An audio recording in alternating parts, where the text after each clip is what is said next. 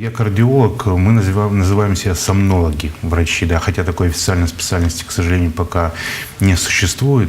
Но врачи практически любой терапевтической специальности, кто занимается достаточно длительное время, называют себя врачами-сомнологами. Максимально, уровень храпа описывался порядка 130 децибел.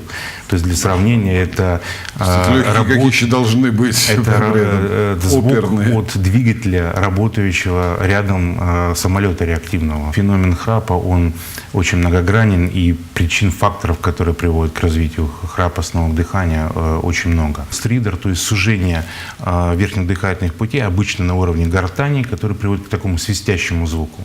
Это, кстати, характеристика некоторых заболеваний, например, щитовидной железы.